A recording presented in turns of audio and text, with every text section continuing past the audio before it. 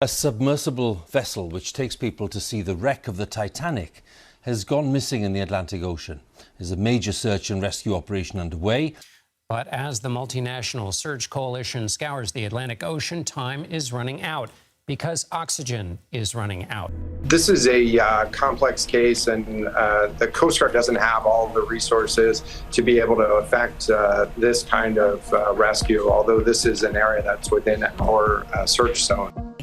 OceanGate is now putting out a statement that they do believe that that debris that was found is indeed the debris of the small submersible that the Coast Guard and additional assets have been looking for since Monday. An ROV, or remote operated vehicle, from the vessel Horizon Arctic discovered the tail cone of the Titan submersible approximately 1,600 feet from the bow of the Titanic on the seafloor.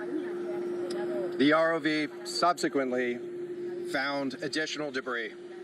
In consultation with experts from within the Unified Command, the debris is consistent with the catastrophic loss of the pressure chamber. Upon this determination, we immediately notified the families. On behalf of the United States Coast Guard and the entire Unified Command, I offer my deepest condolences to the families. It is hard to tell how many submersibles there are in the world, but on June 18th, there was one submersible everyone was talking about, the OceanGate Titan. The Titan is a 22-foot, 5-passenger submersible owned and operated by American tourism and deep-sea exploration company OceanGate. The sub takes passengers to tour the wreckage of the Titanic in an area off the coast of Newfoundland that is known to be one of the deepest, darkest, most remote areas of the ocean. After the submersible went missing on June 18th, U.S. and Canadian search and rescue crews exhausted countless hours, desperately searching for the missing sub before learning of its catastrophic implosion, sealing the fate of the Titan and its 5 passengers on board. As the debris from the Titan implosion was recovered from the ocean floor about 1,600 feet from the Titanic wreckage, it started to paint a picture of what went wrong and what marine expeditions can do to prevent future subs from meeting the same fate. But as business owners and entrepreneurs, there are also valuable lessons to be learned from this now infamous modern-day tragedy. While the OceanGate tragedy spread like wildfire through traditional and social media outlets, there are still those who have no idea of the OceanGate tragedy. If you are one of those, sit tight as we get you up to speed. It all started on June 18th, 2023, when OceanGate's Titan submersible lost communication with its land crew. Under the impression the submersible was still operational, U.S. and Canada search and rescue crews deployed resources to locate the missing submersible with a heightened sense of urgency, believing the submersible had a limited supply of oxygen. The search intensified for days, until a debris field believed to be that of the Titan was spotted just 1,600 feet from the Titanic wreckage site on June 22, 2023. At that time, it was concluded the OceanGate Titan submersible had suffered a catastrophic implosion, killing all 5 passengers on board. The people who lost their lives on board were Hamish Harding, this daring British adventurer, Shahzada Dawood, Pakistani-British businessman, and his 19-year-old son, Suleiman Dawood, a French diver, Paul-Henri Nargeolet, who was all about exploring the Titanic, and the CEO of OceanGate, Stockton Rush. It isn't only their families and friends who felt the pain of this loss. The deep-sea exploration community is also in sadness after this great loss. This adventure started when I realized that what I wanted to be was an explorer, and that the things I wanted to find, the new life forms and the new discoveries, were in the ocean. And that's what took me down the path of both exploring the ocean and then ultimately making a submarine, and then following that with making a company to let others come deep in the ocean and find new life forms and new places and ancient history and shipwrecks and all the great things that are in the ocean.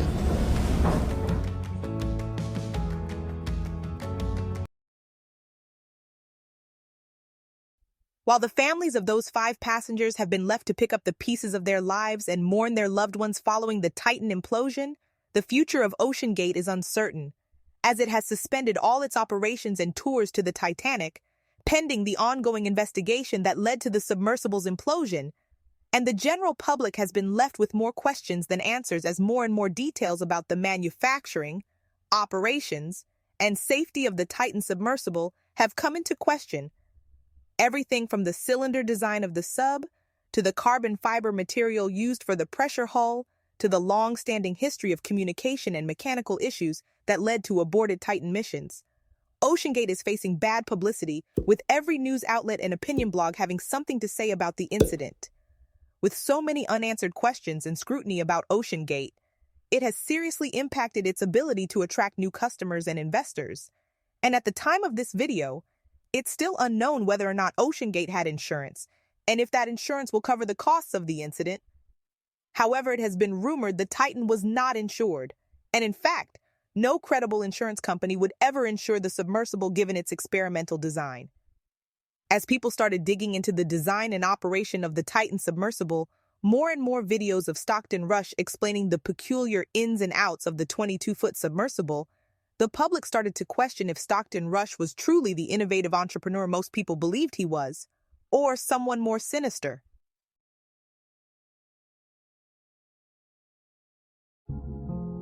We are inside the submersible Titan, which is a carbon fiber and titanium sub that can go to the depths of the Titanic. Hi, my name is Stockton Rush. I'm the CEO and founder of OceanGate. Let's take a look at Titan. So we're coming into the sub. This is the only toilet available on a deep diving submersible. Best seat in the house. You can look out the viewport. We put a privacy screen in, turn up the music, and it's very popular. We have our control screen here, our sonar screen here, and we can put any image we want in the back. We've taken a completely new approach to the sub design, and it's all run with this game controller and these touch screens. So if you want to go forward, you press forward. If you want to go back, you go back. Turn left, turn right, go down, go up. And it's Bluetooth, so I can hand it to anybody. And it's meant for a 16-year-old to throw it around, and super durable. We keep a couple of spares on board just in case. This is the second year we've been out to the Titanic.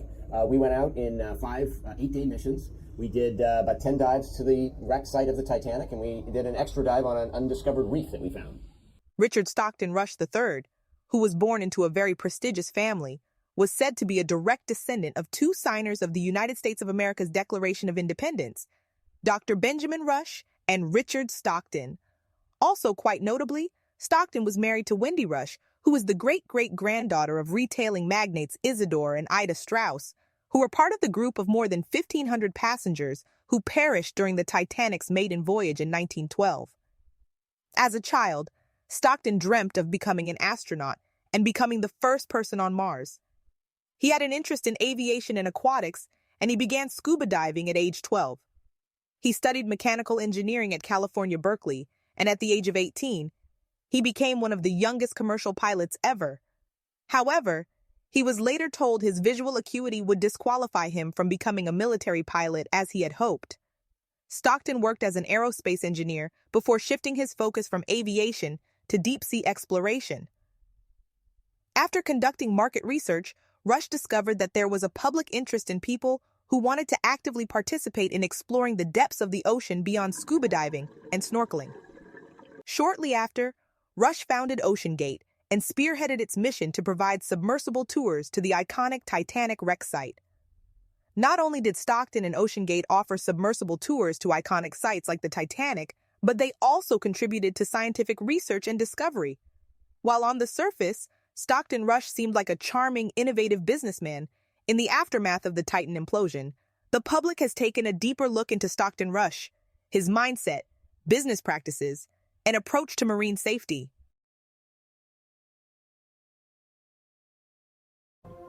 Well, yesterday, the US Coast Guard revealed that all 5 people who'd been aboard the submersible, hoping to see the wreck of the Titanic, had died. What went so tragically wrong is now under investigation. The BBC has seen emails which show that warnings over the safety of the Titan sub were dismissed by the company's CEO. The Coast Guard investigating to determine what caused the vessel to implode and could recommend civil or criminal charges. After the OceanGate tragedy, there was an increased examination of the company's ways and all the factors surrounding that catastrophic expedition. As each day passes, it seems as if red flags related to the OceanGate tragedy are still popping up, but there are a few that stick out like a sore thumb. Red flag #1, the carbon fiber and cylinder design. In Stockton's desire to bring innovation to deep-sea exploration, the Titan was made up of 2 titanium domes, joined together by a 5-inch thick cylinder of carbon fiber. While carbon fiber has been widely used in the aviation industry for its ability to withstand external atmospheric pressure, it has not been tested or authorized for a deep-sea submersible. Most submersibles have a hull made of stronger materials like steel or titanium. But the carbon fiber wasn't the only thing that made the design of the Titan different from other deep-sea vessels. The Titan had a cylinder design, which was very usual in the deep-sea exploration community. All other submersibles followed a similar sphere-shaped design, which allowed for the external water pressure exerted against the submersible to be balanced equally in all areas, while the 22-foot-long Titan cylinder shape meant it was subjected to more unbalanced external pressure, which increased the fatigue and delamination loads. You know, this was an experimental design. There's no question about it. It's a carbon composite. You can tell us more about what that actually means. I mean, it's the kind of stuff used in spacecraft, but is it designed for deep underwater pressure? And what is the danger of that kind of material in this kind of environment? It's completely inappropriate for a vessel that sees external pressure. Carbon fiber composites are used very, very successfully for internal pressure vessels, like, let's say, a scuba tank. And you can get 2 or 3 times multiple of what you could get out of steel or aluminum for that type of pressure bottle. But for something that's seeing external pressure, all of the advantages of composite materials go away and all the disadvantages come into play. So if you're using a uniform material like steel or titanium or ceramic or acrylic, you can do computer modeling with a high degree of accuracy and confidence. The second you start doing carbon composite or any kind of composite materials, you're introducing 2 materials that are in contact with each other, the filament itself and then the epoxy matrix that it sits within. And at that point you have degradation failure. So we always understood that this was the wrong material for submersible hulls because with each pressure cycle you can have progressive damage. So it's quite insidious. Because you may have a number of successful dives, which is what happened here, and then have it fail later. If I were diving in a sub that was fully certified, I wouldn't think about it. But even in my own sub, which had a steel hull, I knew that if I dove several 2 or 3 times, it was probably good to go because you could cycle steel hundreds of times, if not thousands of times.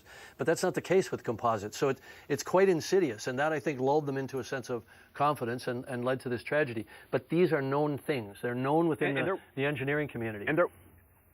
I do want to bring in Arthur Loibel right now. He actually rode the Titan Submersible back in 2021, and he does join us live to talk a little bit more about that experience. Thank you so much for taking the time to be here.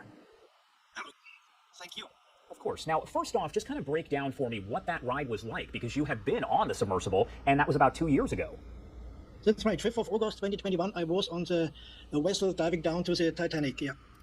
It's hard to describe going down, very nervous, expecting will we reach the bottom, will we come down, because sometimes there are a lot of problems with the electrical systems. Some diving have to go back by 1,600 meters, for example. I was nervous, and when I reached the bottom, I feel better. It was like tons of weight were losing my body immediately. But we're not by the Titanic. We need another 20 minutes to find the Titanic. But this moment to see the bow, it's unbelievable. You cannot describe with your words. You feel so good. You were waiting 4 or 5 years for this adventure, and now you have reached the Titanic. You have reached the bow. And especially PH told us, guys, today you have one of the best diving, maybe the best dive ever. No current, no plankton. Beautiful, wonderful sight. It was amazing. Do you think, just based on your experience and what you've seen happen over the last week, and just what you experienced when you did go on the Submersible, would you ever go on a Submersible again? Maybe on a Submersible I will go, but not on a Submersible like the Titan was. My meaning today, it was not experience enough, and maybe we don't know what happened, why it happened. There have been so many questions. No, we have to wait the result of the treatment they will do at the moment. But on a sub like Titan, I will never go. According to various reports, the Titan was not certified, and the vessel never passed any industry standard safety testing, nor had it been approved or certified by any regulatory body. In 2019, the company stated that due to the unique design and expeditions, the submersible did not need to undergo any safety testing beyond the internal independent testing conducted within the company. The fact Stockton Rush was one of the 5 explorers on board the Titan when it imploded, the world is curious to know if Stockton thought the submersible was, in fact, safe and fit for operation. Or did he know an implosion was a real possibility? As more and more questions arose about the Titan and its faulty design, internet sleuths went to digging for answers and uncovered a history of warnings from leading industry experts and lawsuits from concerned employees and even disgruntled customers. According to a court filing obtained by Insider, in January 2018, OceanGate had been warned about the safety risks associated with using carbon fiber by former OceanGate Director of Marine Operations 𝗂𝗑𝗦𝗏𝗏𝗏𝗏𝗏. David also reported that he found that the vessel's front viewport was only certified to a depth of about 4,200 feet, far less than the depth of the Titanic. Just one day after 𝗏𝗏𝗏𝗏𝗏 shared his safety concerns regarding the submersible, 𝗏𝗏𝗏𝗏𝗏 was abruptly terminated from his position and escorted out of the building, which led to 𝗏𝗏𝗏𝗏𝗏 filing a wrongful termination lawsuit. OceanGate would later claim 𝗏𝗏𝗏𝗏𝗏 had revealed trade secrets, committed fraud, and breached his contract, allegations that 𝗏𝗏𝗏𝗏𝗏𝗏 has continuously denied. Just 2 months later, OceanGate faced similarly dire calls from more than 36 industry leaders, deep-sea explorers, and oceanographers embedded in the deep-sea exploration community, who warned in a letter to Stockton Rush that the company's experimental approach and its decision to forego a traditional assessment could lead to potentially catastrophic problems with its Titanic mission, but that wouldn't be the end of OceanGate's legal troubles. Just a few short months prior to the Titan implosion, 2 previously hopeful clients of OceanGate, Mark and Sharon Hagel, filed a legal complaint, alleging the company defrauded them by refusing to refund their $210,000 payment for a Titan submersible trip that never happened. The Hagels had booked the trip back in 2018, but faced multiple cancellations by OceanGate due to the submersible not being mission-ready, weather, and other issues. Based on available documentation, it is unknown exactly how many successful trips the Titan made to the Titanic, but based on available information, it seems as if the submersible experienced a greater number of canceled missions than successfully completed ones. Missions to the Titanic were frequently canceled due to hazardous weather conditions, the need for maintenance and repairs to the vessel, and ongoing communication issues. The Titan sub underwent so much troubleshooting and maintenance that there is a possibility that these repairs were inadequate or introduced new flaws that sealed the fate of the 22-foot vessel. We should remember that OceanGate is being investigated, and the full picture will be clearer at the end of the investigation. However, there are lessons businesses, like yours, can learn from cutting corners. While Stockton Rush came off as a well-to-do visionary, it seems as if he often cut corners to keep OceanGate afloat and kept scheduling Titanic exploration missions, despite a low mission success rate. In the world of entrepreneurship, it can be tempting to cut corners to get a product to market as fast as possible. But it's important to understand that there is a cost to cutting corners in business. That cost can lead to increased safety concerns, a diminishing brand reputation, and even the loss of life for customers and employees. Cutting corners in business sacrifices the quality of your product or service, leading to dissatisfied customers. You might not notice it right away, but over time when you cut corners, you will see a decline in customer loyalty and a decrease in market competitiveness. Cutting corners can also result in operational inefficiencies, inadequate safety measures, or insufficient compliance with regulations. These shortcuts may lead to accidents like the OceanGate incident discussed today, legal issues, fines, or even the demise of your business. It is always cheaper to invest in quality control than pay for cutting corners. It might seem ironic, but cutting corners doesn't save cost in the long run. While cutting corners might provide short-term cost savings, the long-term financial impact can be detrimental. Upon available evidence and belief, OceanGate failed to invest in the proper research, safety testing, or equipment to cut costs. But as a result, this tragedy will cost far more than what it saved. Last but not least, depending on the nature of the shortcuts taken, businesses may face legal ramifications. Non-compliance with regulations, safety standards, or ethical guidelines can lead to fines, legal disputes, and reputational damage. It can never be said enough that the OceanGate incident is a real tragedy that the victims' families will live with for the rest of their lives. But as small business owners and entrepreneurs, this can serve as a learning lesson. It is okay to be a trailblazer, innovator, and creative who thinks outside the box, but it should never be done at the expense of integrity, safety, and social responsibility. Business owners should find balance in their quest for innovation and safety. Because as we have seen in the OceanGate tragedy, life can be lost when achieving a goal becomes more important than doing what is right. As always, thanks so much for stopping by my internet home. Make sure you like, comment, and subscribe for more videos just like this.